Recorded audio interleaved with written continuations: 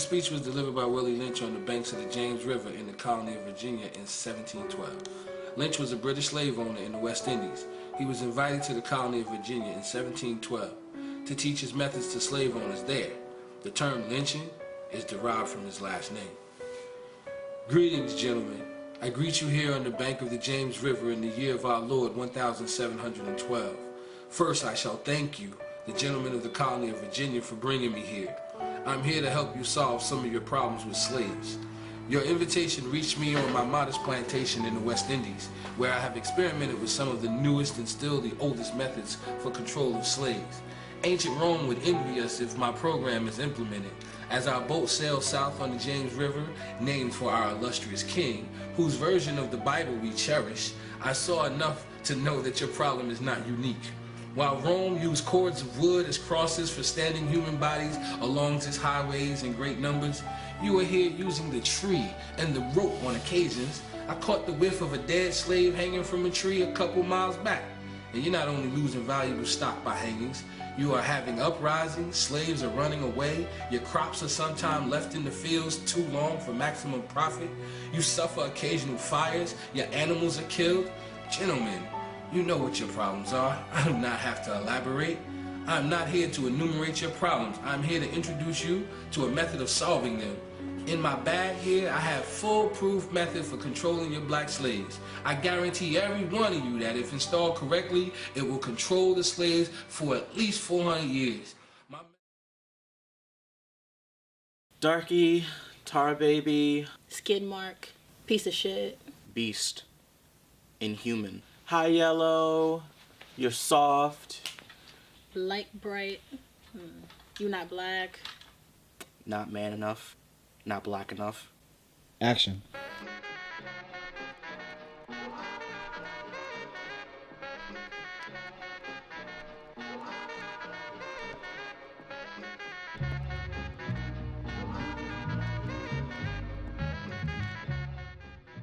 Alright, when I think about Team Light Skin, I already, I think about self-segregation.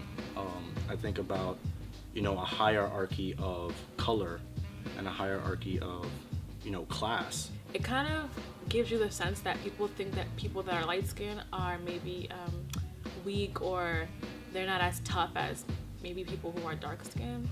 Also, they have like this thing where light skinned girls are somehow rude, or they're meaner than everybody else. They don't respond to text messages, or they won't give most guys the time of day. Separating yourselves in terms of team light skin or team dark skin or team whatever in terms of looks is really it doesn't make any sense. It has no bearing on your character. It has no bearing on how educated or smart you are. It doesn't say anything about you at all, just that you have a certain complexion, and that really means nothing at all.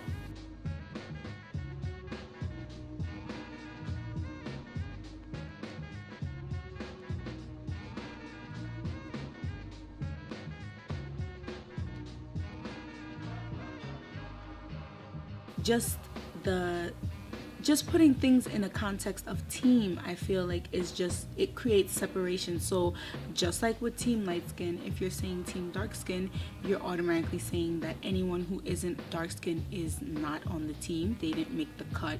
They're automatically an other. Team light skin, team dark skin is a bit disgusting, because it's like the white man's just sitting back and saying, yeah, you guys can go ahead and fight amongst yourself. We'll just sit back as our youth evolves and you guys stay where you are right now. They may have to try harder to feel as superior as light skin, or they're just not as pretty. Their hair may not be as straight, or it may not be as long. They're probably ugly. That's what society portrays, at least.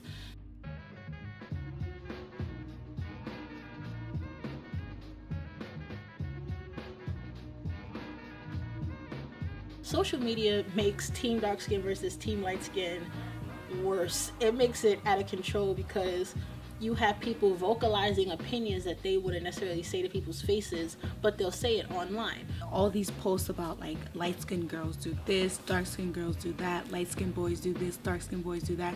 I think it's so dumb because I feel like you can't lump a group of people into one category. You can't say how every light-skinned girl acts, just like you can't say how every dark-skinned girl acts, and you know, vice versa when it comes to men. Like, I feel like social media has definitely taken this thing that people have suddenly become fascinated with again and turned it into kind of like a spectacle that just keeps continuing, and it just keeps getting more and more ignorant as it goes on. I think a lot of us, even me at times, tend to sort of make a joke out of being light-skinned or being dark-skinned or whatever have you, and I think it makes this real issue into something that's a joke, and it really isn't a joke, just because of the fact that this is something that we struggle with in the African American community or in the Latino community.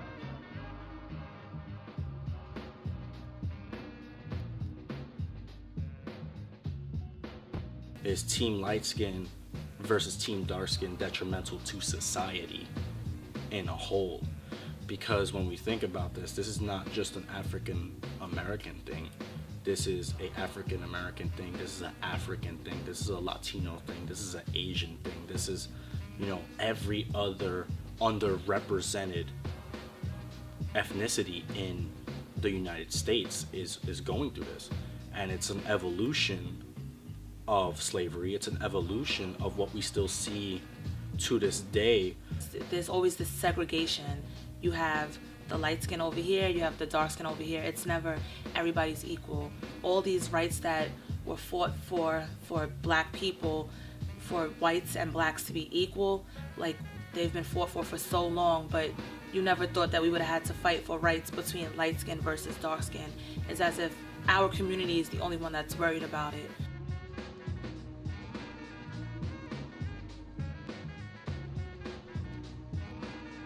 It definitely does correlate to the brown paper bag test, because if someone says that you have to be lighter than this paper bag in order to get into this organization, or in order to use this fountain, then that's definitely going with light skin versus dark skin, because if you're darker than a paper bag or as dark as a paper bag, then that's basically saying you're inferior, you're not worthy to do whatever it is that they said that people who aren't as dark skinned can do, or even join an organization. So that definitely plays a big role.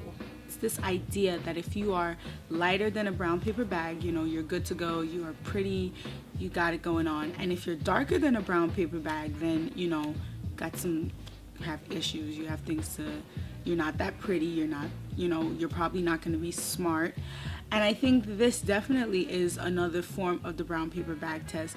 It's just like there's no distinct marker, because like when it comes to the brown paper bag test, there's the brown paper bag. If you're on this side, you're lighter, or whatever the case may be. If you're on that side, you're darker. But I think when it comes to the whole team dark skin, team light skin thing, there's no direct marker. So it doesn't seem so bad.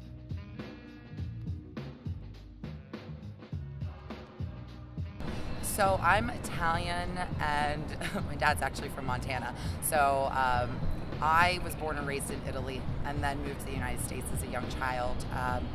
I've never actually been in that racism at all category. My mother never saw color. My dad doesn't see color. We just live. I've seen society in Italy, and I've seen society in Florida, Chicago, New York. Yeah, it's just not one of those things that's instilled in me. As a white person, there are like less, I think, delineations. White people are kind of considered to be like a broad wash of just like white.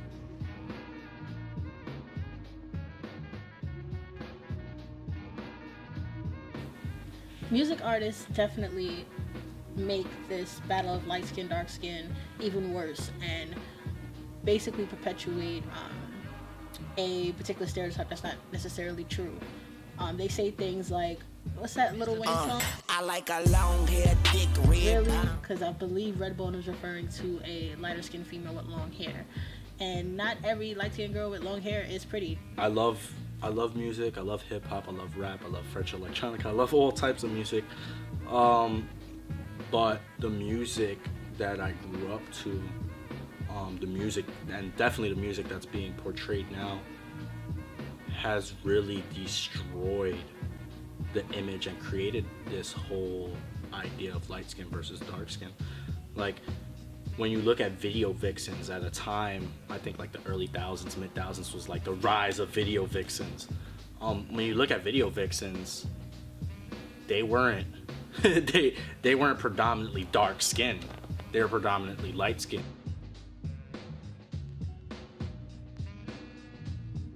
Get other perspectives on how people view themselves. We have to really start thinking of ourselves as more than just color. And that really involves, learning more, reading more, doing more,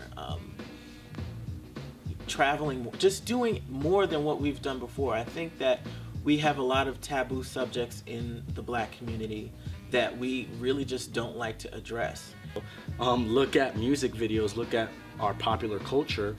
If we continue to be comfortable with the idea of light skin versus dark skin and breaking ourselves down to the group, it's only going to take a couple of years for the youth who are listening in and tuning into the social media and to the media in general to catch on and say that this is normal. This is normal for us to categorize each other as light skin or dark skin.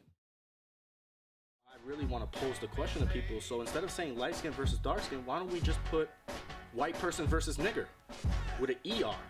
Like, why don't we do that? Why don't we do that? Because that's what we're doing. What we're doing is people who are white or fairly close to white versus people who are fairly close to niggers.